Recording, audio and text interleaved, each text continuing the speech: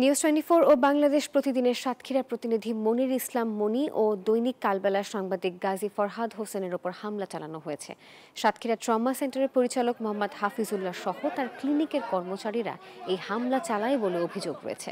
শনিবার রাত 10:30টার দিকে সাতক্ষীরা শহরের ট্রমা সেন্টারে এই ঘটনা ঘটে।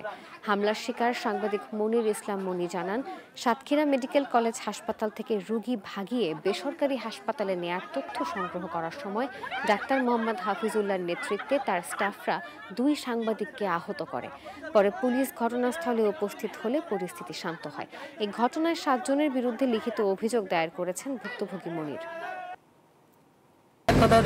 ওরা চলে গেল, ওপরে যাওয়ার পরে নিচে নেমে ওই অরিজিনাল ওরা ওপরে গেছে, সবাইকেই নিচে নেমে এসে কি একটা করলো, করার পরে গেট লাগাই দিয়ে এরা কোথায় কোথায় মারামারি। ডাক্তার হাফিজুল্লাহ আমাকে ধাক্কা দিয়ে ফেলে দেওয়ার চেষ্টা করে, পরে তার নির্দেশে এবং সে মিলে তার ওখানকার ম্যানেজার জনি এবং তার শ্যালক শরীফ এর নেতৃত্বে 5-7 জন আমার উপরে হামলা চালায়। রোগীর ওই স্বজনরাও আমাকে ঠেকাতে গেলে তাদের উপরে মারপিট করে এবং আমাদের দৈনিক কালবেলার সাংবাদিক গাজী ফরহাদ সেও অ্যাসল্ট হয়। এই ঈদে জামা জুতো অ্যাক্সেসরিজের ডিসকাউন্ট